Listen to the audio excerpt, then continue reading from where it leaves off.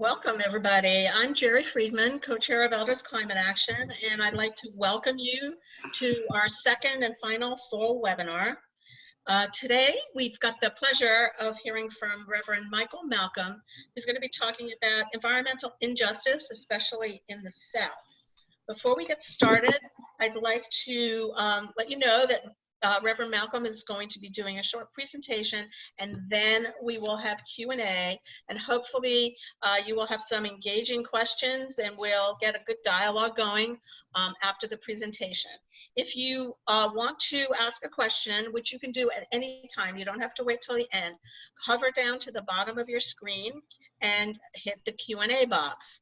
And just enter your question in there and we will get to as many as we possibly can. If you just want to put in information, do that in the chat. But we will watch the Q&A box and hopefully we'll have a great discussion after the presentation. So let me introduce you to Reverend Michael Malcom. He's the Executive Director of the Alabama Interfaith Power and Light and a licensed and ordained United Church of Christ minister.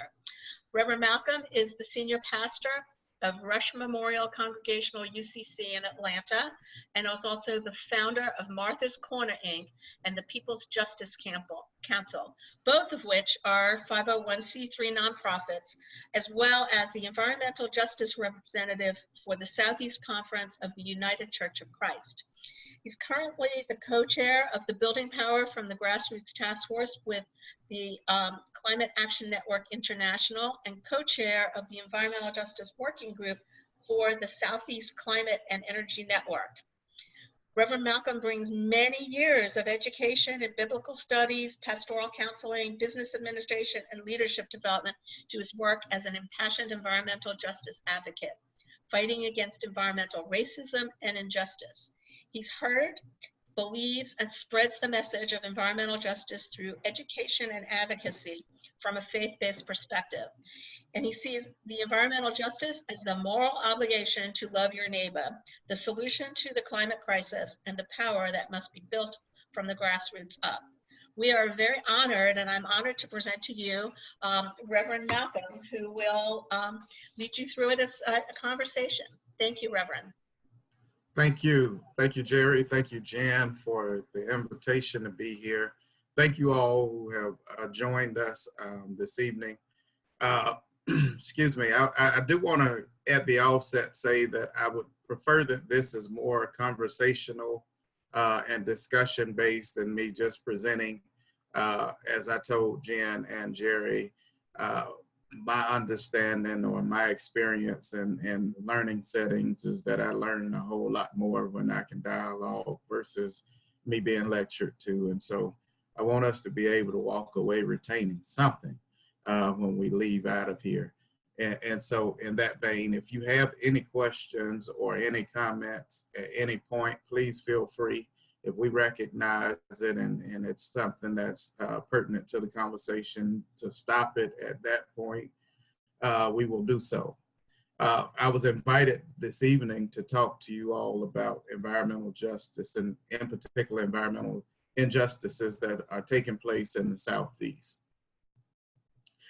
We understand that the Southeast, better yet, history teaches us that as the South goes, so goes the nation. But all too often in the South, because of the hardships that we face in the South, both in the history of racism and segregation, as well as in a history of backward thinking, if you will, we are often ignored. And as a result, we have become one of the leading regions, if not the leading region, for contributions to the climate crisis that we're facing. You find 3 states, Alabama, Mississippi, and Louisiana at the highest of emitters for greenhouse gases.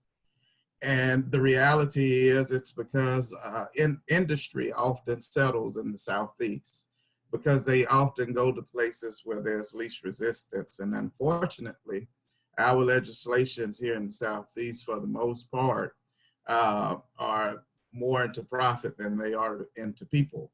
And as a result, we are at the point where we are as far as climate change is concerned and being those contributing factors.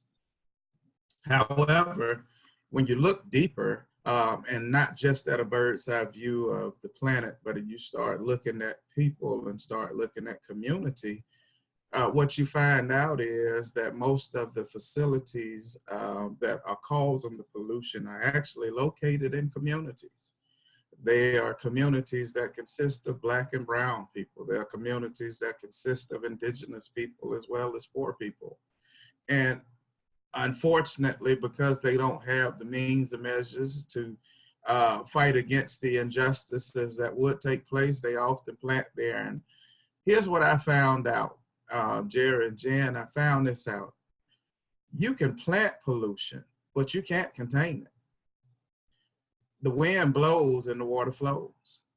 So they can put a facility in a community of color, or they can put a facility in a rural community where there's indigenous folk or there are poor people.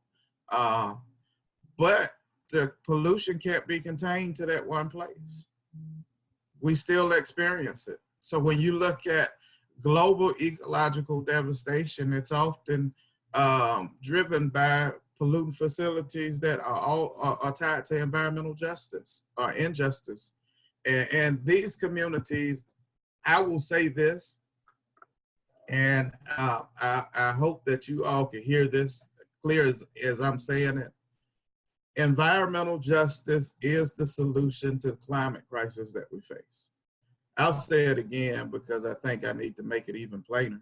Environmental justice is the solution to the climate crisis that we face.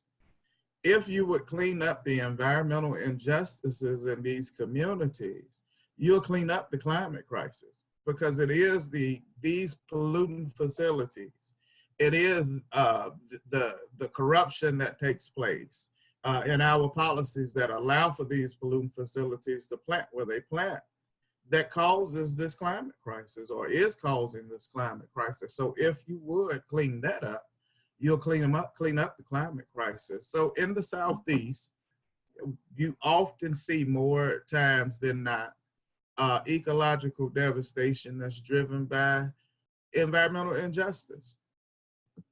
And what happens is, because we don't have the legislation that looks out for people more than they look out for profit, the communities that these facilities sit in, the people will suffer, and because they don't look like the dominant society, not only do they suffer, but they have to suffer in silence because they're ignored.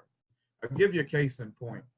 Right now, there's a case that's happening in North Birmingham. One of the representatives for the district that this pollutant facility sit in, this fossil fuel industry facility sits in, has been polluting this facility for over 100 years. And when the EPA stepped in to declare this a Superfund site, there was this big uproar. They bribed this local representative. He is now in jail for bribery. One of the executives for the company is in jail, as well as one of the lawyers that put together this campaign and this bribery. He's going to jail, and you would think that this would be national news, but the reality is we've got people in the next county over that hadn't even heard about what's going on. Because of the silent suffering and because of the silence of the public, you have now industry that controls states, not just controls a community, not just controls a neighborhood or a county, they control the whole state. And the state of Alabama is controlled by fossil fuel. The state of Louisiana is controlled by chemical plants. Mississippi is controlled, at this point, it's starting to be controlled by biomass plants. And biomass plants are stripping the Southeast of their trees, taking their trees and making wood pellets to send them over to Europe so that they can burn them for alternative energy. So we lose our trees. Here's what's amazing, and hopefully you'll laugh and not get offended, but if you do, I understand, right, Jerry? But here's what's amazing. So Vivo Biomass has put forth a plan to plant 13 biomass facilities throughout the Southeast. And they are, and again, these biomass facilities, they take our trees. We've got as many trees in the Southeast as they do in the Amazon, but they're stripping us of our trees. Now, a few months ago, there was a huge uproar because there was a certain segment of people that was saying they ain't getting our guns. They not getting our guns. They won't get our guns. And they fought like hell so nobody could get their guns. But they say, hey, come take our trees. So you can take our trees, but don't take our guns. What kind of sense does that make? How do we fathom that? And so these are the things that takes place in the Southeast, and these are the things that we have to wrestle with in the Southeast. And here's how people like elders could get involved. And let me lean into my Christian understanding a little bit here. Scripture says that the old are given dreams and the young are given vision. Either way it goes, both are seeing something that they've never seen before. It is for them to partner together to bring that vision and that dream to fruition. Our issue is we choose a side to say this is what because I have a dream, this is all we're going to entertain, or because I've got a vision, this is all we're going to entertain. But it takes both to make the whole. I had an opportunity to be a part of the climate strikes, and I was the co-chair of the faith working group for the climate strikes this time around.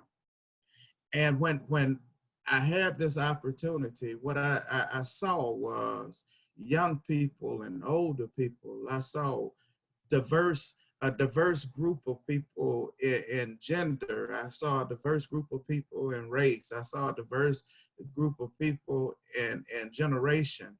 And it was just a beautiful sight to see, because although I saw all these different people who came from all different facets of life and who all had different understandings, different reasons that drove them to this point, when they got to the table, all of them said the same thing. You need to do something about this. And that was the message for everybody. It was get something done about what's going on, that move with a sense of urgency. And I think that's what we need to look at. We need to look at how we can come together, form a unified message. That's a simple message that everybody can get. And we together envision this message. And we together come up with a way to get this message out. Whether you're young or you're older, or if I was in church, I'd say whether you're young or you're a seasoned saint. But whether you're young or you're older, whether you are from a upper economic echelon or you from lower economic level, wherever you are in life, this climate crisis affects us all. And I hope that you've heard what I've had to say as far as the climate crisis affecting us all. And because it affects us all, it's going to take all of us getting in and doing something to fix this together. How can the elders be involved with the younger people? And I know I'm not quite, I'm not quite old enough that everything hurt, but I'm old enough now that when I get up in the morning, it does make some noise. So I know some of the older folk that are on here, they know. So I'm kind of in between. And in my being in between the two, I can kind of see my foot in both places.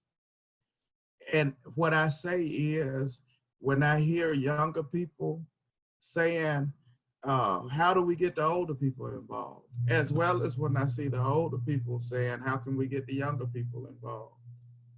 What I say is, you get involved and everybody else will come alongside you.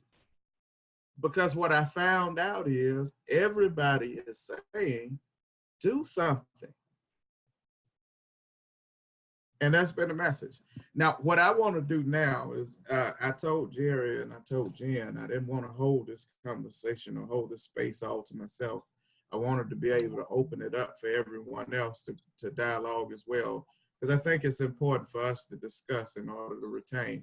And so I'm going to open it up right now and see if there are any questions or comments. There are some. Thank you for that perspective. It's certainly, I was really touched by your partnering dreams and vision, because that really hits it. We do have some comments and some questions. One is, our legal system says that corporations are people and that they owe their fiduciary duty to their shareholders. That is a duty to make profits, not to their workers or the communities in which they're situated. Do you have any thoughts on how to address this extreme imbalance in the political legal system? Burn it all down. No, I'm just joking. Please don't do that. No, again, it is really about, for me, getting to the heart of people, because it is true, according to our legal system, corporations are entities, and so they're counted as people. However, people run corporations. And if we can get to the heart of the people, if we can start speaking to the heart, when you tell people that we need to stop fossil fuel, they'll say, well, you're gonna kill jobs. Is it really about the jobs, or is it really about life? What price do you pay for life? So for me, it's always to approach this from a moral standing. And if I approach it from a moral standing, economics go out the window. Politics go out the window. It's whether it's right or wrong for you to take life or give life. I hope that answered whoever asked that question. That was Leslie Wharton, and she has another question. Are you seeing any change in the attitudes of the privileged classes about climate change in the Southeast? And do you see a route to helping them recognize the significance of the threat that they themselves face? Yeah, and so, yes, and a resounding yes at that. And here's the reason why. When a tornado comes up through Alabama, it is not looking at bank statements. When a hurricane comes up through South Carolina and through Florida, it didn't want to know who you went in the booth and voted for. It affects us all, and people are affected by this, and they're experiencing it. Even Donald Trump has acknowledged that climate change exists. He just figured it'll do something to correct itself, and there's nothing that we need to do. We can keep going the way we go. Here's a switch over to the wood pallets. How are the lawsuits and advocacy led by Dogwood Allowance against Enviva, the plants, how is that going? And is there any hope to being able to stop this? And is there something that more globally, so elders could do nationwide to really get on this issue? Actually, I think it is, because what needs to take place in that situation, we've got to get in front of Vivo Biomass. And so what they do is they'll hold the public hearings until they've already gotten the permits, for the most part, all lined up, and the people all buttered up. And by the time we get wind of it, it's already pretty much a done deal. So what we've got to do is get in front of it and start holding some community conversations, so that we can start turning the perspective. So when in Vivo Biomass, or any other biomass, because in Vivo is just one of the players, there's others as well. But any biomass comes in to strip us of trees, we already have a bad attitude toward them taking our trees. Let us start hating the guns and loving the trees. Mm. This is from a woman, Reva, who met you in Lucedale, Mississippi at the Enviva hearing, apparently. And she says that Enviva is building in Alabama's Black Belt. Any suggestions for getting folks there to get involved? Dogwood, she knows, Dogwood Alliance has a film burned as a member of Sierra Club and CCL. What else can we do? So yeah, and Viva they are having a public hearing, and we get ready to put all this out. I think it's November the 7th. They're having a public hearing. The reality is, at this point, what we want to do is voice opposition, but it's pretty much a done deal. It's not completely done, because it's not done until they say it's done. But it's at this point, according to history and the way things have gone in the other cases, it's pretty much a done deal. However, by making noise about it now, and really getting people to turn out and turn up for it, what we can do is use this as a launching pad to pepper the rest of the state, so we can get in front of Enviva. Thank you. We do have more. Oh yeah, keep them coming. They're coming. And this question, this has also been very recently, in fact, at the climate strike. I happened to go into the city hall in Orlando and had to go through security in order to turn over my backpack and all my personal belongings just to use the restroom, and also my sign. And when I came out, I had my Elders Climate Action t-shirt on. When I came out, the two security guards were looking at my sign, and I started talking to them about it. And one of them just looked at me and said, well, God has a plan for that, so we're not worried. And I said, well, I have grandchildren and I'm worried. He said, nope, this is God's plan. How do we respond? How do you respond to that kind of a statement?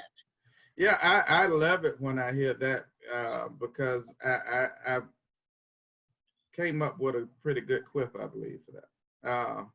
So I was actually having a conversation with a preacher, and he made a statement something similar to that. And what he said was, well, in the Bible, it says that these things are going to happen. So why should we be doing anything about it?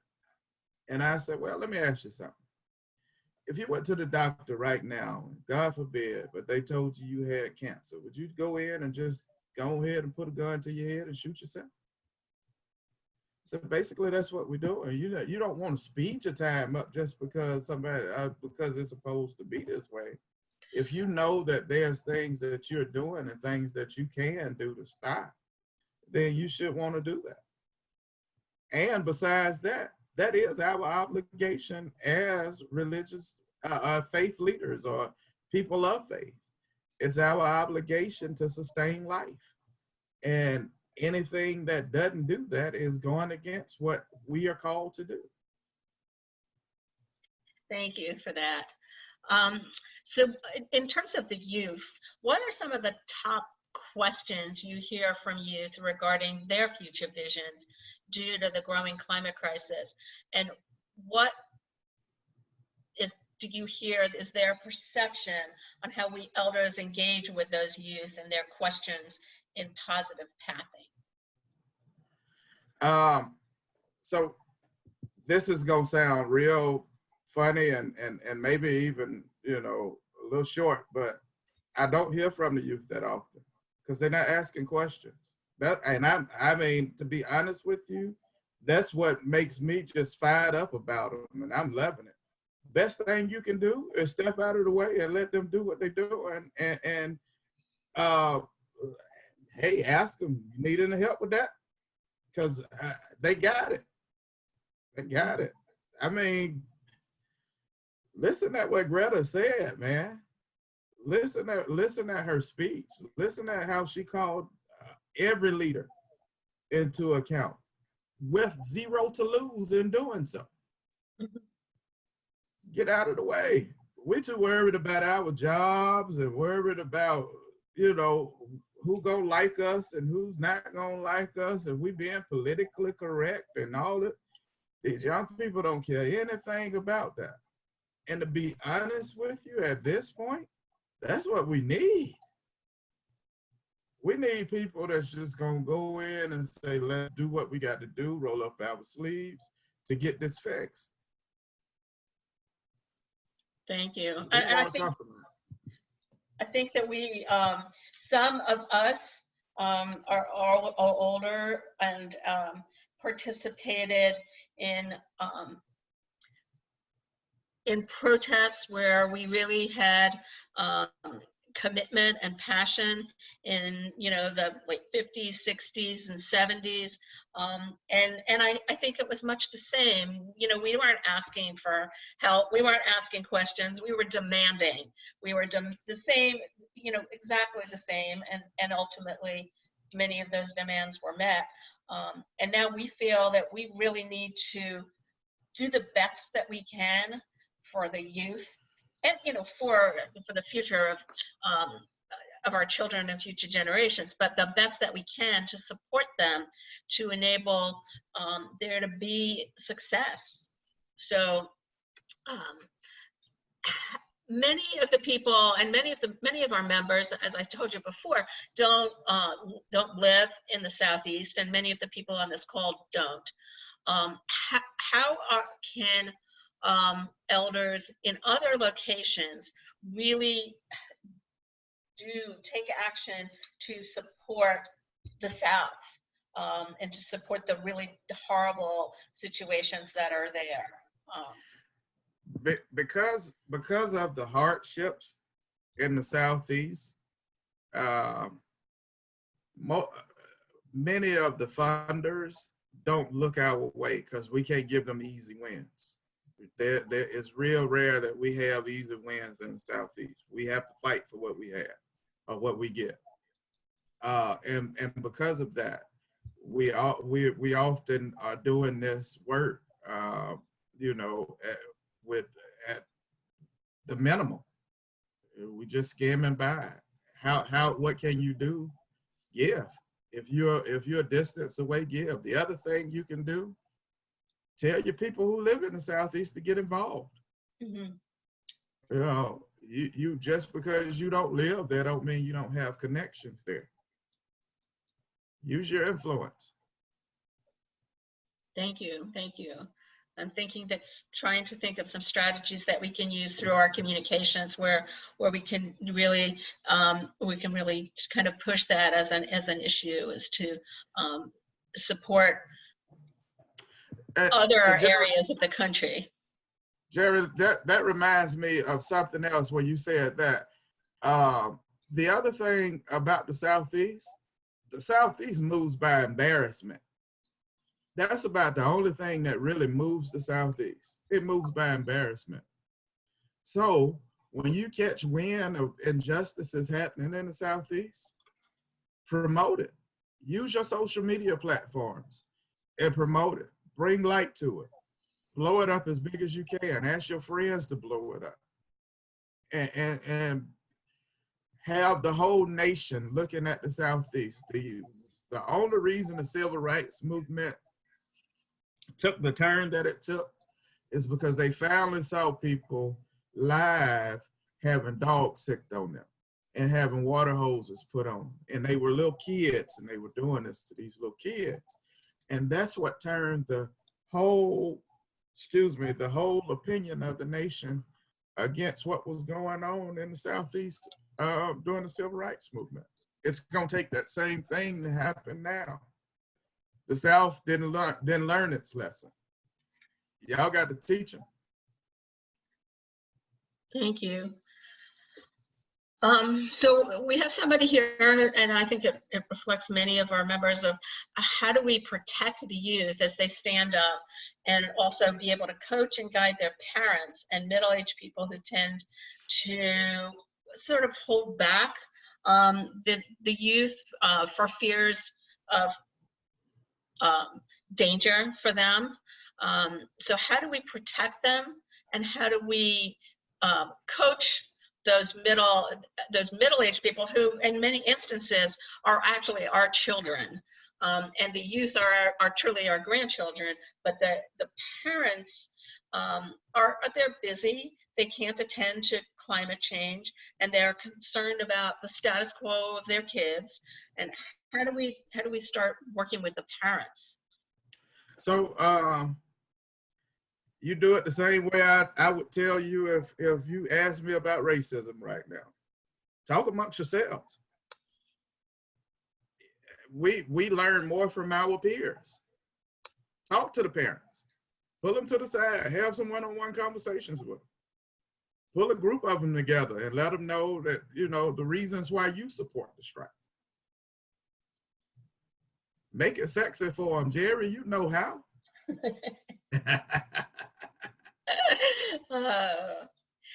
So there's other things that go on in the South also, and they clearly, you know, as you stated, and as we all know, they don't look at, you know, the storms and sea level rise and the floods do not look at bank statements or how expensive your home is before it hits. But there seems to be somewhat of a disconnect in the South between the knowledge of the fact that it's climate change and the acceptance of the fact that there are these storms, there are sea level rise, and that is the new normal. Mm-hmm. Yeah. It gets harder and harder to deny that this is actually taking place when you have a 100-year flood that has taken place 3 years in a row. Mm-hmm. Yeah, when you have a earthquake that almost destroyed a whole country, it just starts getting harder and harder to deny. So when people, this often upsets people when I say this, but when people say they don't believe in climate change, my reply most of the times is, that's fine, it believes in you. I don't, in essence, I don't have time to entertain the denial and reluctancy of someone else when there are other people that's leaning in that I could actually influence. So if I spent more time trying to combat the deniers than to try to influence the ones that are open to the influence, then I'm wasting time. If they're gonna deny, they're gonna deny. It doesn't matter because it's still happening. We got to do something about it. So why even waste your time with that? Go ahead and concentrate on those who really believe, and let's see if we can't change the world. I'm from a faith that believes in one person taking 12 disciples, and we still talk about him to this day. So we don't measure impact by number sizes. We measure impact by what changes. Mm-hmm. Yeah. So there's a lady, Reba, who wants to say thank you, and that your dialogue is very inspiring, and wishes you could speak to us every day to motivate us. We need to roll up our sleeves and do the good work. So she wants to say thank you. Do you think Thank you, the Reed. recently published, I'm not sure if you're familiar with this, the Equitable and Just National Climate Platform goes far enough or is a good start? It's an environmental justice leaning platform, not terribly different from the Green New Deal, that's just being floated.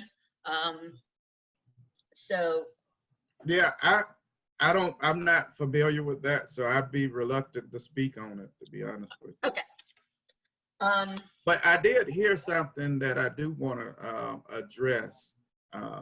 This term equity. Equity is extremely important because equity says that we look out for those, or we meet the needs of those who are in need.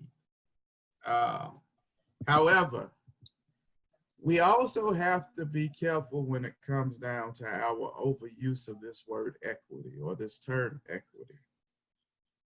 If we oversaturate it, it becomes watered down and it doesn't actually get to where it's supposed to get. Let's digress for a second because we used the term climate justice just a moment ago. So climate justice derived out of environmental justice, and environmental justice derived out of environmental racism. Each time the term changed, something got lost in the term. Environmental racism was about a specific group of people who had experienced suffering, indiscriminate suffering at the hand of polluters. And when the study was done, they found out that redlining was real and that industrial pollution was taking place in Black communities. People weren't as comfortable with environmental racism, so they changed it to environmental justice. And so they started adding other stuff in as well. Now we're at climate justice, and now it's not even about the people, it's about the planet. And we got to be real mindful of how we look at terms and how we utilize terms, because now we've separated the people from the actual problem. The same thing can be done when it comes down to equity if we aren't careful. If we aren't careful, we'll be lumping everything into making it equitable. And next thing you know, the resources that need to go to the places that need them don't get to the places that they need them because we're trying to meet equity somewhere else because we've oversaturated this word equity. Now, equity has to mean something, and it has to go to the people that are suffering from these environmental injustices that can't do something about it on their own. There are some environmental injustices that take place in communities that are privileged, that they can actually do something. They can put together a pool of money and build a park or plant some trees or something like that. But when you come down to these communities that have suffered from legacy pollution, they're also impoverished communities, and there's nothing that they can really do for themselves. And what usually takes place is they move all the grocery stores out of those communities because they don't want contaminated food.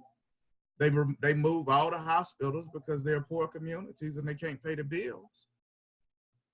And so now the people are left without fresh food, they left without fresh water, and they left without health care. But they still got the pollution that they suffer from. So let's be mindful when we use this term equity that we're really looking at who it's supposed to go to, that we're being equitable in this word or just in this word equity. Sorry, I got on my soapbox with that. No, thank you so much. That's one of my trigger words. It's really, I had never sort of put into perspective sort of the transformation of environmental racism into climate justice. Climate justice. Just, you know, I never put all those pieces together. And you're right, we now no longer go back and use all the other terms. We've kind of refocused. I think in an innocent way, thinking that becomes more inclusive rather than exclusive. And I don't, you know, sort of the unintended consequences. But in that, it becomes a Black Lives Matter versus All Lives Matter. You see what I'm saying? Yes. Where you start lumping everything in, and those that actually suffer wind up taking the back burner. Absolutely. Thank you for that. Do you know if there's meetings, sermons, community-wide educational modules that are available for churches or schools, especially in the Southeast, to really spread awareness and information of the urgency? So I am a part of Interfaith Power and Light. I'm actually the state leader for Alabama. And we have actually formed the Southeast Faith Leader Network throughout the Southeast using our IPLs. And with that, we do education. So if you do have, if you're in the Southeast and you want to get your congregations together, or you want to do some training with a school or whatever, bring youth together, we've got people that can speak to them. And it's interfaith, so it's not just Christian. Although I'm Christian, but I'm a Christian universalist.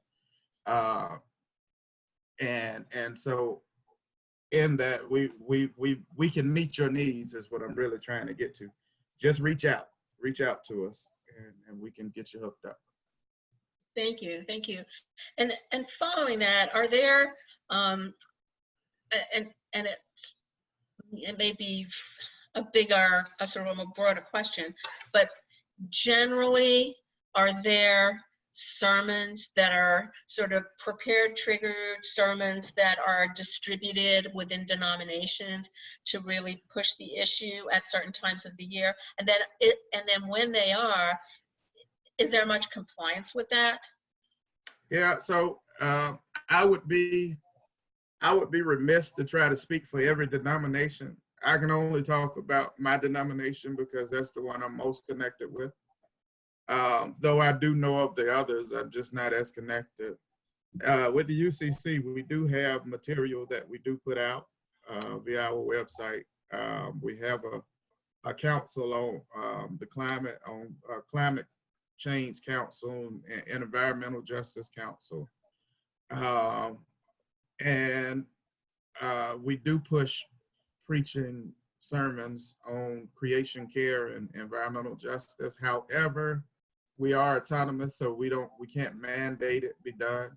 I don't think there's any denomination in any faith group that demands that it's done. It's more or less if that's where you see it and where you're inspired, that's what you do. Now for myself, I've declared quite some time ago that every Sunday that I'm in the pulpit somewhere or anywhere I'm teaching or preaching, I'm going to talk about climate change and environmental justice.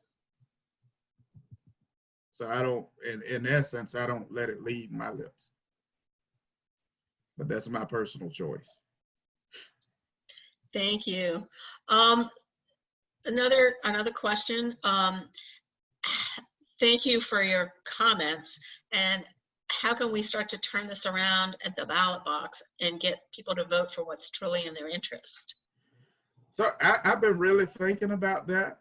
And I think our approach might be wrong. We might be aiming at the wrong person or the wrong people. I don't think we put enough attention in our public service commissioners. They hold a whole lot of power. And we don't put a whole lot of attention in them. And I don't know why we hadn't done it. But I'm sure looking their direction now. And yeah. telling everybody I can to start looking in that direction. Because they're the ones that allow for these industries to do what they do. Absolutely. I think that we tend to, start thinking in the ballot box as the higher level positions, right, having the power, and, the public service commissions and the public utilities commission generally are, I don't know, the ones I know of are 5-member boards that are elected by very, very few votes, because they're usually on off-cycle times when there's few people voting. In addition, they're down at the bottom of the ballot and fairly unknown, and people don't even fill that out. So, you know, it's, in a way, those are the times that your vote is incredibly valuable and powerful. Right. Because, and I would suggest to the people on the call, if you're not familiar with your Public Service Commission or your Public Utilities Commission, Google it, look it up, learn about it, and recognize that out of a 5-member commission, it only takes 3 people. So you only have to influence 3 people with a small number of votes and gain power back. So I think that's, you know, that's an incredibly powerful way that we can all act everywhere in the country, and really sort of power back to people. Yeah, absolutely. Lots of comments on, you know, how inspirational this has been. A question how we can contact you if you want to be contacted. Yeah, that's not a problem. Well, Jerry, can you just share when y'all send out the recording, can you just share my information as well? Absolutely. And I can give you my social media tags and everything also, if that's okay with everybody. I can't see you, but you can tell me. Absolutely. That would be perfect. We will be sending this out to everybody who registered. We also put it on Facebook. It gets pretty broad. It may be put out on Twitter also. So, you know, it will get broadly spread, and people will be able to contact you. Beautiful. Somebody is asking how we find out about public commission boards, and I can answer that. You actually would Google it, whether it's, sometimes it's districts, sometimes it's parts of states, sometimes it's entire states. So you would just Google it for your specific location, and you will find it. It shouldn't be too hard, and then you will see what the terms are, who's on the boards, and when they're next up for re-election. And sometimes, you know, in some of these small elections, they don't even happen in November. They happen in March, you know, really odd times, because they're so local that they don't have to fall into a regular cycle. So there's a lot of power that can be gained there. And they're pretty powerful people when it comes to what goes on in the utility, which clearly is a big pollutant, and, you know, a big culprit of, you know, what's damaging our climate. So,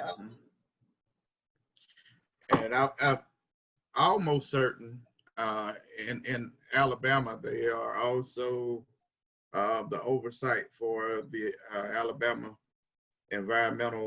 Department of Environmental Management. ADEM. oh, Yeah, wow. I think they're the oversight for them. I think, but don't quote me on that. Yeah, and I do recognize there's a comment here that some of these commissions are appointed, or state appointed, or governor appointed. But you can still influence that directly if you're directly trying to influence a commission rather than an entire policy. You know, you would go to whoever is the appointing body to do that. Yeah, and Jerry, here's where your faith groups come into play. In particular in the South, church is huge in the South. People go to church. They might do everything else, but they go to church and they listen to somebody. If we could take this message, and even if elders could help with that, with taking this message to the faith community, your public service commissioner, the public utility commissioners, they are very, very local, and most often attend the churches that we go to. Why not get your faith community to influence that conversation? That is a fabulous way for people to engage, not just even in the South, but really all over the country.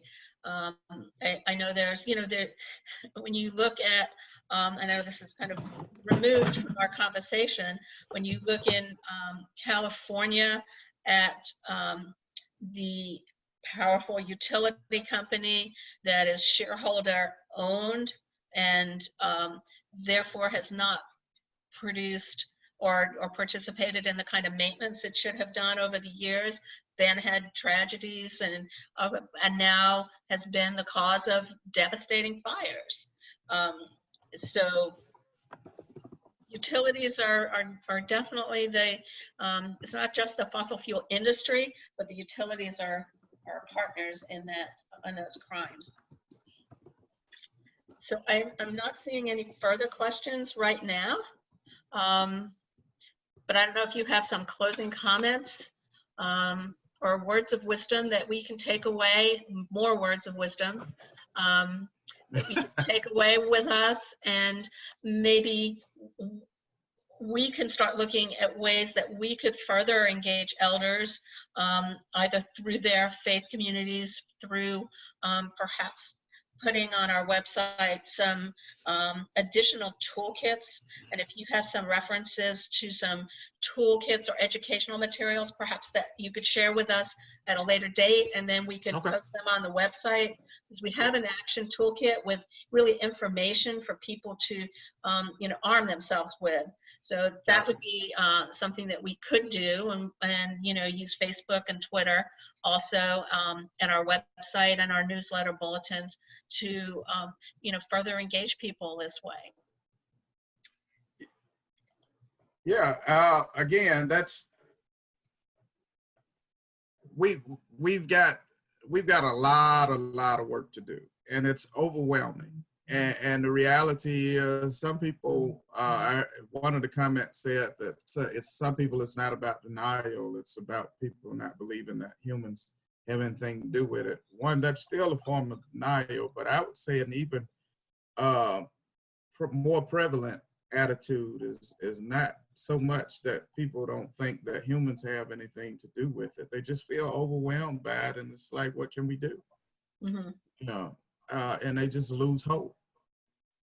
I would say, make sure that when we have these type of conversations with people, when we have these type of trainings, that we leave with a sense of hope, that we know that we still can win. It's not over.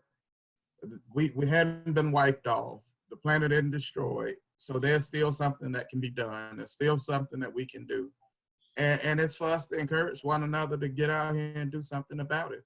And the other thing I would say is dream big. Our issue is, the issue that I find myself disgusted with the most is that we keep trying to find ways of making this broken system work. And we keep trying to put Band-Aids on it, and we keep trying to prop it up and figure out ways. We want to reduce emissions, and science has said we got to stop all emissions. I was having a conversation with a friend of mine, and we're having this heated discussion over a rather controversial topic, football, and he was giving me something outlandish, and while we're having this discussion, and I'm looking at him, and I know he's looking at my face ball, and and finally I just said, Mike, that's just not the way it works. Why are we having this conversation when that's just not the way it works? And that's the same thing that we need to have, the same attitude we need to have when it comes down to the way we approach this whole climate crisis. The reason why we're in this mess in the first place is because we've been operating in a system that doesn't work. So why not dream, and why not come up with a different system that's more equitable, that's more ambitious? It was done before with the New Deal. It can be done again.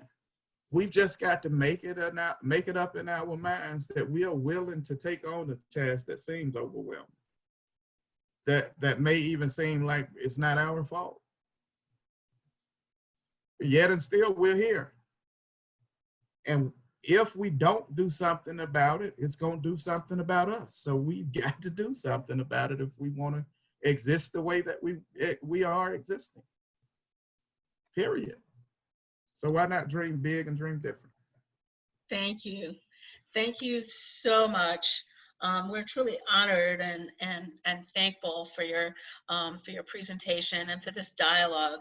And I know from in my heart that if I don't have hope, I can't do this work.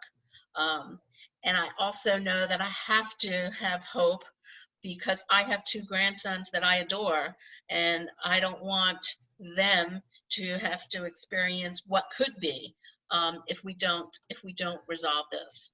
So thank you so much. We really appreciate it, and we'll be sending out the video tomorrow, the recording tomorrow sometime, so you'll all be able to hear it and revisit it. And I would like to thank everybody for participating in the call. It's been wonderful, and I think we've all come away with this with a little more insight and feeling a little better about our direction. So thank you so much, Reverend Malcom. It's a pleasure to have had you here, and I hope we can do this again sometime. Thank you. Thank you all. Thank you, everybody, and good night.